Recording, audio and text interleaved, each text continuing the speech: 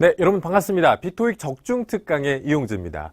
자, 2018년 5월 27일 토익 정기고사를 대비하는 또 소중한 시간이 왔는데요.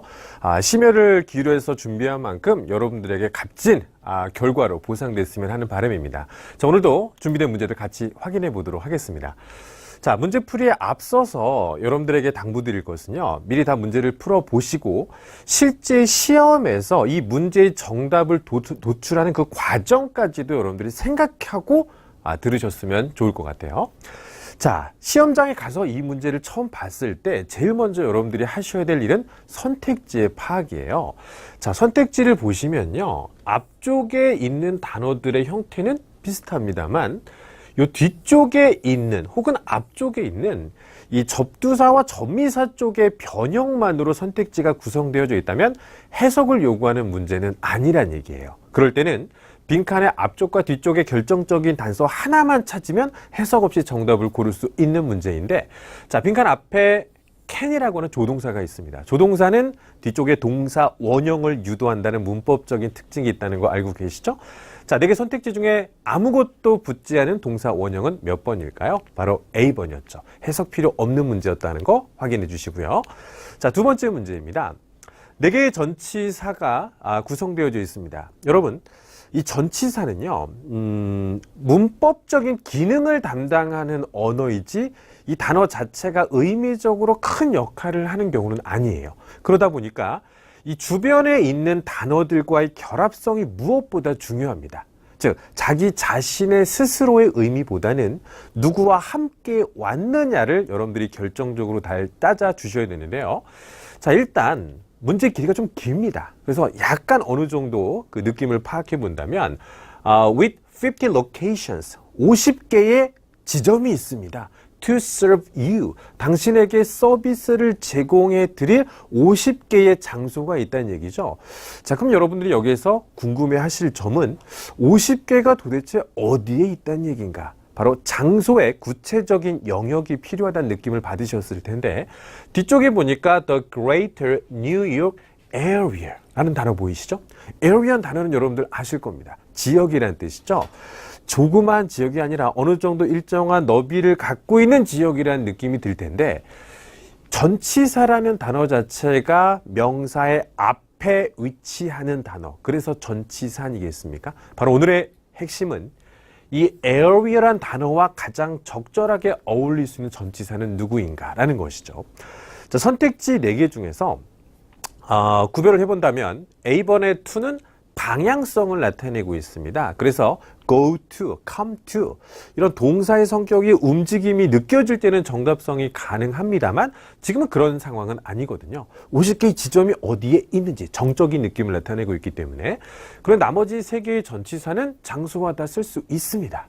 첫 번째 on은 표면의 느낌이죠. 그래서 우리가 층 같은 거 얘기할 때 on the first floor 이렇게 층에 해당되는 거, 혹은 on the wall 벽 같은 개념. 이제 at과 in이 오늘의 주인공입니다. at은 특정 지점이에요. 그래서 뭐 버스 정류장 at the bus stop, 혹은 뭐 at the subway station, 구체적으로 매우 명확한 지점을 얘기할 때 쓰는 것이고, in이라는 단어는 어느 정도 너비가 있는 그런 명사 앞에 쓸 수 있는 전치사가 되겠습니다. 그래서 오늘 가장 적절한 전치사는 바로 in이겠죠. area란 단어는 지역이라고 외우셨다면 오늘부터는 in the area 이렇게 묶어서 한번 외워보시는 건 어떨까요? 자, 전치사와의 결합성만 조금 생각해 보셨다면 컴마 뒤쪽에 있는 내용들은 크게 해석하지 않아도 정답을 고를 수 있었겠네요. 다음 문제입니다. 우리가 이제 문제를 풀다 보면요, 학습에 대한 누적적인 경험치를 이용해서 문제를 풀이하는 것이 효과적일 텐데, 앞서서도 말씀을 드렸지만 선택지의 파악이 무엇보다 중요한데, 이것도 보아하니 뒤쪽에 있는 어미 형태만 변형을 보이고 있습니다. 즉 해석은 필요 없다는 얘기구나. 자, 그렇다면 이 빈칸의 위치가 어디일까만 문장의 구조 분석을 살짝만 해보시면 될 텐데요. 자, 되게 길지만 이 문장에는 컴마가 없죠. 그러면 이 문장은 어순의 변화가 없다는 얘기예요. 자, 간략하게 한번 분석을 해보겠습니다. 자, we, 어순의 변화가 없기 때문에 주어가 먼저 나왔고요. 그 다음에 were able to increase, be able to는 이제 can의 동의어니까 increase까지를 동사로 생각하시면 되고요. 그 다음에 sales가 목적어, 그러니까 영업 혹은 매출을 증가시킬 수 있었습니다. 그 다음부터는 전치사로 지워주시고 buy를 이용한 전치사 지워주시고 자 여기까지. 그 다음에 last year 부사구도 지워주시고 결국 나올 만한 거 다 나왔죠. 주어와 동사와 목적어와 수식어까지 다 나왔다면 이 빈칸의 위치는 문장 성분으로서의 역할이 아니라 수식어구 정도는 들어가도 허용하겠다라는 의도가 강하겠다는 것이겠죠. 여러분들 알고 계시겠지만 부사라는 품사는 수식어로서의 역할은 할 수 있으나 문장 성분으로서의 역할은 하지 않는다는 거. 즉 빈칸에 들어가도 전혀 지장이 없는 분사는 ly로 끝나는 바로 C번이 되겠죠. 부분적인 해석만 해드린다면 by changing the packaging, 포장을 바꿈으로써. 근데 거기다가 simply를 집어넣어서 그저 단지 포장만 바꿨을 뿐인데 정도의 의미를 조금 더 부연 설명하고 있다는 것이죠. 그러면서 작년에 25%의 인상적인 판매량을 기록하였습니다. 정도로 해석하시면 되겠네요. 다음 문제입니다. 104번 문제. 이렇게 선택지 4개가 동일한 품사인데 서로 다른 의미로 구성되어져 있다면 이런 문제들은 여러분 해석을 하셔야 된다는 얘기죠. 자, 그렇다면 여러분이 먼저 생각하실 것은 4개 선택지에 나와 있는 단어들을 우리말로 한번 바꿔서 생각을 해보겠죠. 그리고 나서 빈칸 안에 하나씩 집어넣으면서 뭐가 우리말로 가장 적절할까? 이런 과정을 따지실 텐데 실제 토익에서 전체 문장을 다 해석해서 정답을 골라내는 문제가 그렇게 많지는 않습니다. 그리고 항상 결정적인 단서가 반드시 존재한다는 것인데요. 일단 컴마 앞쪽의 상황을 살짝만 엿볼게요. 너무 자세한 해석도 필요 없다는 겁니다. 자, 건물의 stairways, 그죠? 계단이 지금 현재 페인트 작업을 하고 있는 중이다라는 겁니다. 그러니까 무슨 보수공사 같은 것들이 진행되고 있다는 얘기겠죠?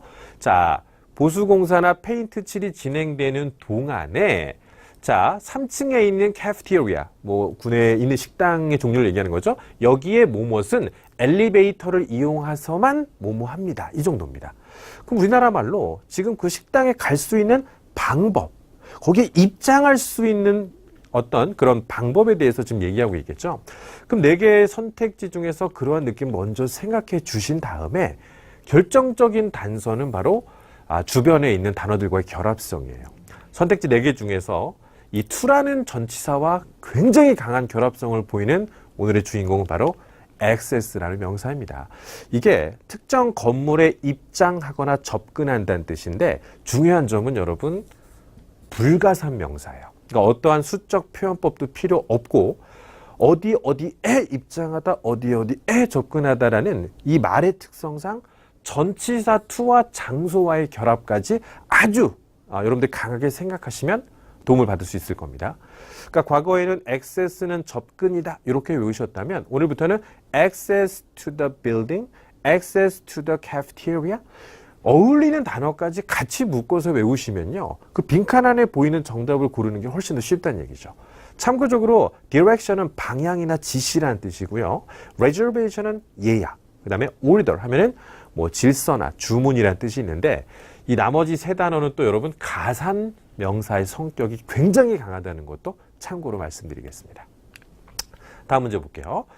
자, 각 선택지의 공통 분모를 제가 이렇게 밑줄을 그어놨습니다. 그럼 이제 차별적인 요소들만 확인하면 될 텐데 요거 결국 의미는 건들지 않겠다는 거죠. 형태만 한번 주변의 단어들과 한번 맞춰보자라는 것입니다. 해석은 필요하지 않다면 빈칸 안에 들어갈 단어의 형태를 결정짓는 요소가 누구인지만 찾아내면 되겠네요. 결국 앞쪽에 있는 allowing 이 단어가 아주 중요한 핵심 요소였습니다. 자, 여러분들에게는 이 단어가 허용하다, 허락하다 이런 사전적인 의미만 그동안 알고 계셨다면 오늘 한 가지만 더 챙겨보시기 바랍니다. 이 단어는, 이 동사는 허락하다, 누구로 하여금 일반적으로 사람 목적어가 등장을 하고 이 사람이 앞으로 뭐뭐 하도록 허용하다 이런 느낌입니다. 실제 시험에서 allow가 시험에 출제됐다면 이 목적어 다음에 투부정사와의 어법은 거의 100 중에서 90% 이상 자주 출제되는 그런 요소이기 때문에 여러분들 꼭 가져가셔야 돼요. 오늘부터 allow는 허락이 아니고 allow, 목적어, 투부정사까지 어법이 중요한 동사다라고 정리해 주시기 바랍니다. 결국 저는 allow 하나 때문에 C번의 정답인 걸 쉽게 골라낼 수 있었다는 거죠. 여기까지 문제를 풀었을 때 여러분 느끼시는 건 뭐였습니까? 선택지의 분석과 주변 단어들과의 연결고리를 찾는 것은 매우 중요하구나. 이런 느낌을 지금 계속 받고 계셔야 됩니다. 다음 문제 보겠습니다. 자, 역시 ing라는 공통적인 요소를 제거한다면 서로 다른 단어들의 의미를 여러분들이 파악해야 된다는 얘기겠죠. 그러면 앞쪽이 You will be required to send a proposal. 당신은 제안서를 보내야 하도록 요구받게 될 것입니다라는 얘기죠. 한마디로 제안서 보내라. 너 제안서를 보내야만 한다는 얘기겠죠. 그런데 그 제안서는 무슨 제안서일까? 이것을 자연스럽게 연결시킬 만한 의미가 필요하다는 얘기인데, 자, 먼저 안 되는 단어들부터 여러분들 설명을 드려보겠습니다. 지금 여기에 들어가 있는 빈칸은요, 이 제안서를 꾸미는 의미로서 중요한 역할을 하고 있는데, 텔이 정답이 되려면 뒤쪽에 이렇게 한번 써볼게요. 아마 노래 가사나 뭐 여러 가지 형태를 통해서도 여러분들이 tell me 이 말은 정말 많이 들어보셨을 겁니다. tell이라는 동사는요, 뒤쪽에 사람 목적어 다음에 무언가를 쓰는 그런 특징이 있어요. 뒤에 나온 단어가 사람이 아니라면 정답의 가능성이 굉장히 떨어지는 단어입니다. 그 다음에 inform 이 단어도요, 누구누구에게 알리다예요. 그렇기 때문에 이 단어도 뒤쪽에 사람, 그 다음에 뭐 오브나 댓, 어쨌든 사람이 바로 뒤에 나오지 않으면 정답성이 떨어지는 이 단어들만의 고유한 특징이 있습니다. 사람들도 그렇잖아요. 자기만의 어떤 기호라는 게 있어요. 뭐 저 같은 경우 웬만한 음식은 다 먹습니다만 홍어를 제가 못 먹는 그런 특징들이 있거든요. 그러니까 뒤쪽에 사람 안 나오면 난 좀 그래. 이건 단어에 대한 사전적인 지식이 필요한 부분이겠죠. 그 다음에 C번은 promising은 약속하는 거죠. 여러분 프로젝트 약속해 봤습니까? 프로젝트를 약속하는 제안이라는 것은 의미적으로 너무 어색하다는 것이죠. 그럼 오늘의 정답 중에 가장 확실한 것은 describing이라는 단어가 될 텐데 우리말로 어떤 뜻일까요? 자세하게 설명하는 겁니다. 당신의 프로젝트를 자세하게 설명하고 있는 제안서를 보내야만 합니다. 라는 뜻이 되는 거겠죠. 정답은 A번이고요. 이것도 마찬가지입니다. describe, 서술하다, 묘사하다 이렇게 외우지 마십시오. 바로 proposal describing your project. 항상 모든 것은 덩어리로 외웠을 때 여러분들에게 그 효과가 좋다라는 걸 반드시 기억해 주시기 바랍니다. 다음번에 여러분 이 proposal, 이 단어가 정답이 될 수도 있는 거 아니겠어요? 다음 문제 보겠습니다. 자, 이번에는요. 역시 공통 분모들에 대해서 밑줄을 그어 주시고 차별적인 요소들만 여러분들이 구별하면 되는 문제였습니다. 해석은 필요 없는 문제죠. 빈칸의 위치를 보아하니 정관사가 놓여 있고요. 관사는 명사를 유도한다는 거 알고 계시죠? 근데 뒤쪽에 명사가 있어요. 결국 이 빈칸은 명사를 수식할 수 있는 형태는 어떤 것이 좋을까? 바로 명사를 수식할 수 있는 품사는 형용사입니다. 근데 여러분 분사라는 것이 형용사의 기능을 수행하는 문법적인 기능어입니다. 그러면 ing와 ed 이거를만 구별할 수 있는 그 요소만 알면 될 텐데 단어의 뜻 자체가 사람의 감정과 관련된 의미를 갖고 있을 때는요. 구별하는 방법이 훨씬 쉬워요. 뒤에 수식받는 대상이 사람일 경우에는 항상 과거 분사만 씁니다.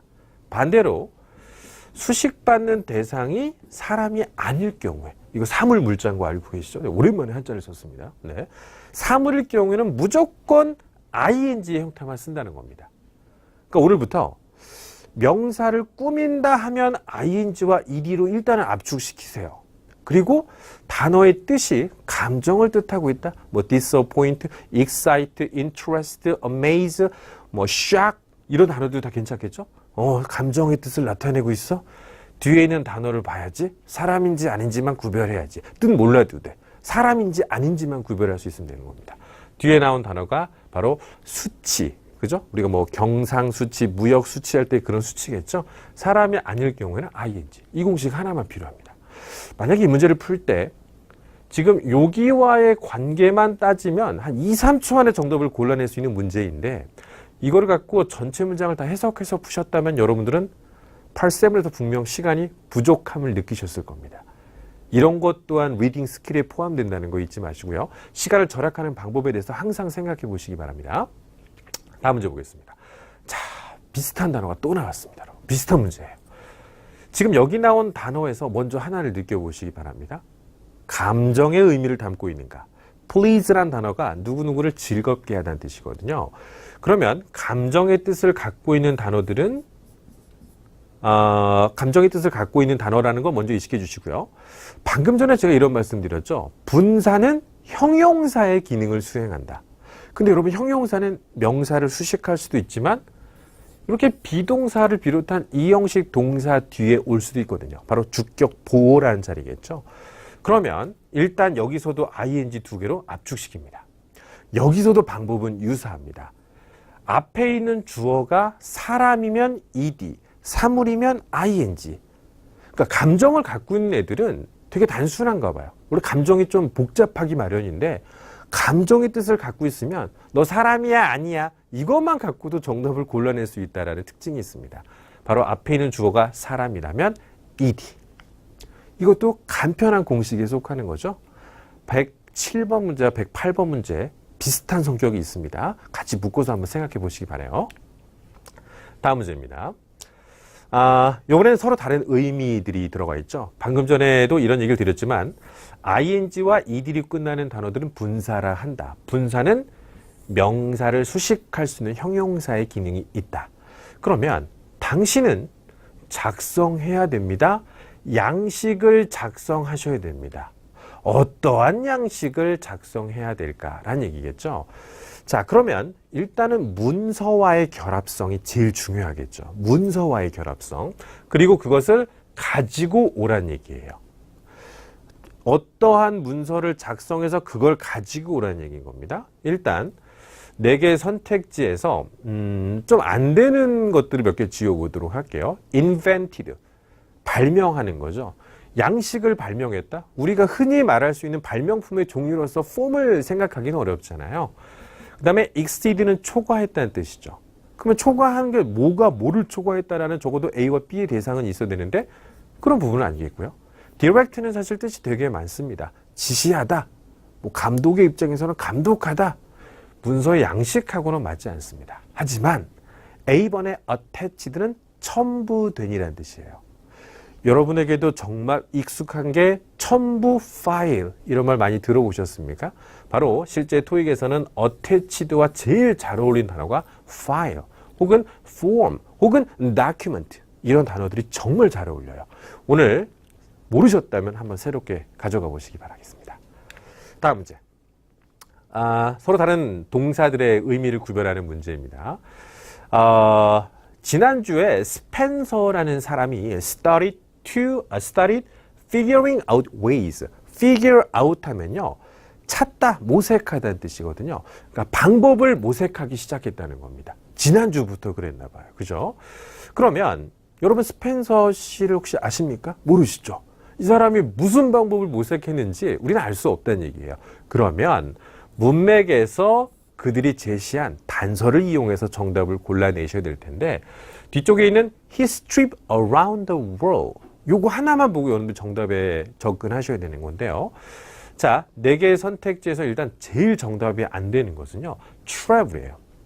이게 이동하다 혹은 여행하다는 뜻인데 이 단어가 오려면요. 보통 뒤쪽에 장소의 전치사구가 등장하고 장소가 나옵니다. 그러니까 travel to Europe, travel to Asia 이런 식으로 전치사와 장소의 명사 혹은 travel abroad 어쨌든 장소의 느낌이 바로 나와야 되는데 이렇게 뒤에 명사 목적어가 나오는 것은 어색하다는 얘기죠. 전치사가 있거나 아니면 부사가 온다든지 이럴 때만 가능합니다.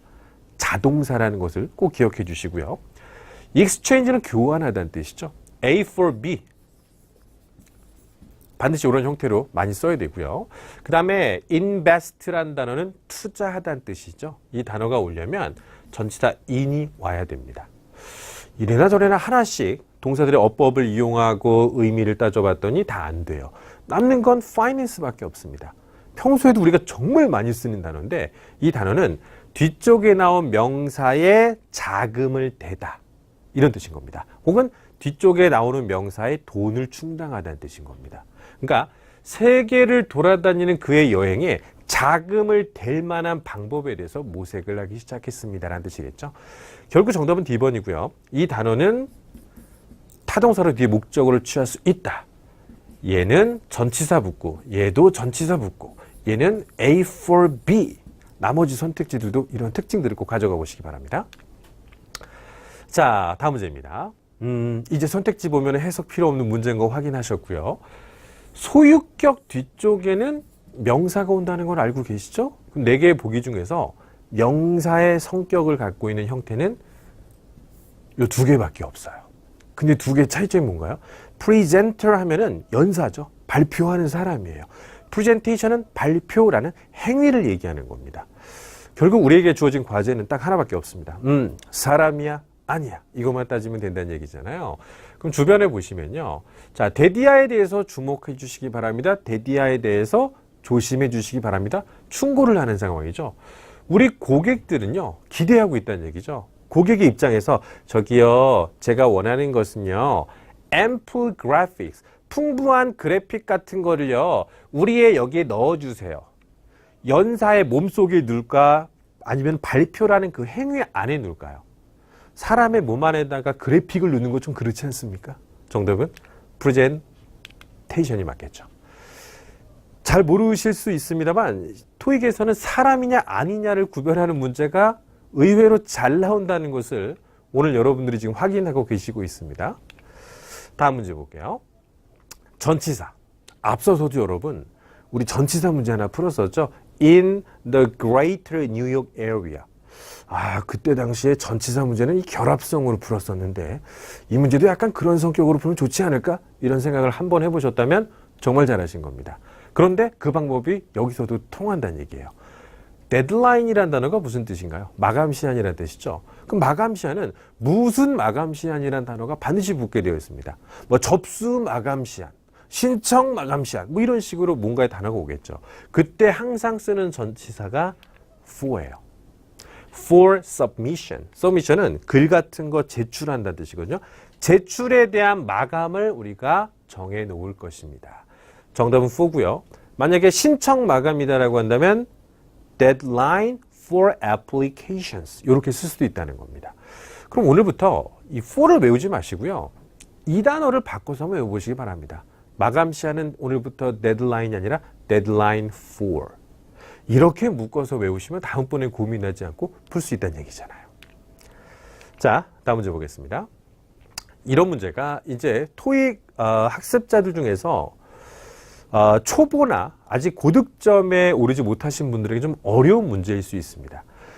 이 문제를 보자마자 여러분들이 하셔야 될 일이 무엇이냐면 이거를 해석적으로 풀 것인지 문법적으로 풀 것인지 이거에 대한 구별을 할 수 있다면 당신은 정말 잘하시는 거예요. 자, 제가 이 옆에다가 품사를 한번 적어볼게요. 뜻이 아닌 품사를 적어보겠습니다. unless는 접속사입니다. otherwise는 부사입니다. which는 접속사인데 관계대명사라는 독특한 이름을 갖고 있죠. 그 다음에 thus도 부사입니다. 그러니까 접속사 2개, 부사 2개 정도로 생각하시면 되는 거예요. 그럼 일단 4개 중에 2개까지는 압축이 될 수 있다는 얘기잖아요. 뒤에 주어와 동사가 구조적으로 연결되어 있다면 접속사가 이끌 수 있을까, 부사가 이끌 수 있을까 생각해 보세요. 주어 동사를 이끌 수 있는 힘은 일단 접속사에게만 부여되는 특징입니다. 부사라는 것만 알았어도 이 문제는 2개를 지울 수 있겠고, 이제 관계대명사와 일반 접속사의 차이점은 딱 하나밖에 없어요. 바로 관계대명사, 명사를 대신하는 기능이 들어있다는 것은 빈칸 뒤쪽에서도 명사가 하나 빠져야만 된다는 얘기거든요. 주어, 동사, 투부정사, 명사 뒤에 빠진 게 없어요. 그러면 관계대명사 입장에서 명사를 대신할 만한 기능이 없다는 얘기지 않습니까? 결국 C번이 안 된다는 게 판명됐죠. 그럼 정답은 A번이에요. 여기서 특징. 다음번에 접속사와 관계대명사가 선택지에 같이 있다면 뒤에 뭐가 빠졌는지, 다 남았는지 그런 거 한번 확인해 볼까? 이것도 하나의 리딩 스킬이 될 수 있는 거죠. 저 이 문제 해석하지 않고 A번을 정답으로 고를 수 있었잖아요. 다음 문제. 선택지 보고 이제 해석 필요 없는 문제인 거 확인하셨고요. 앞에 있는 단어가 becoming이라는 단어입니다. become은 토익에서는 정말 유명한 이형식 동사입니다. 이형식 동사의 특징은 형용사 보호를 취한다는 얘기인데 시험에서 이제 우리가 너무 급하게 문제를 풀다 보면요. 빈칸에 형용사가 들어가겠지. 이 단어만 보고 바로 정답을 고르시는 경우 계시는데 항상 빈칸의 앞과 뒤는 확인하셔야 돼요. 뒤에 보니까 hi, 형용사가 나와 있죠. become과 결합된 형용사는 바로 이 단어였다는 거예요. 그럼 빈칸은 이미 있던 형용사를 수식할 수 있는 품사는 누구일까? 명사를 제외한 모든 품사는 여러분 부사가 꾸미는 거예요. 이 문제는 쉬운 문제인데 주의사항 하나. 앞에 있는 단어만 보고 정답 바로 고르지 말자. 이거 하나만 주의하시면 될 것 같습니다. 요즘 들어서 이제 이런 상관 접속사의 문제들이 점점 좀 줄어들고 있는 추세이긴 합니다만 간헐적으로 한 문제씩은 꼭 나오더라고요. 너무 고마운 문제입니다. 선택지 중에서 무려 3개가 상관 접속사의 일부를 보여주는 문제라면 얘는 그냥 들러리일 가능성이 높아요. 그러면 either A or B, both A and B, neither A nor B 뒤에 짝으로 누가 왔는지만 확인해 볼까요? or 정답 A번 이렇게 푸는 문제입니다. 간단하죠? 정말 이런 문제만 보면요 고맙습니다 하고 넘어가야 돼요. 그죠? 다음 문제. 자, 선택지 보세요. 해석 필요할까요? 필요하지 않을까요? 필요하지 않은 문제입니다. 빈칸 주변의 위치적인 특징을 보겠습니다. with, 전치사. 전치사는 명사를 필요로 한다고 했었지? 근데 뒤에 명사가 있네? 그럼 이 빈칸은 명사의 수식어구를 골라내는 문제. 자, 4개 선택지에서 일단 요렇게 끝나는 요 단어도 형용사고요. C번의 valuing, ing나 ed로 끝나는 단어들을 오늘 분사라 말씀드렸습니다. 근데 분사의 기능도 형용사다. 결국 이 문제는 B번과 C번의 싸움이 되겠습니다. 고민되겠죠? 둘 다 형용사인데 선생님 어떻게 정답을 고릅니까? 여기서는 우선순위의 원칙을 말씀드리고 싶어요. valuable이라는 단어는 태어날 때부터 형용사인 거예요. 그러니까 순수 혈통이죠. 순수하게 형용사입니다. 근데 valuing은요. 동사였다가 ing를 붙인 다음에 형용사가 된 약간 좀 변종이에요. 그래서 형용사라는 우선권에 있어서는 분사와 형용사가 항상 싸움을 많이 할 텐데 웬만해서 아주 일부의 예외적인 특징만 빼고는 언제나 원래 형용사에게 그 자리가 양보된다는 사실을 기억해 주시기 바랍니다.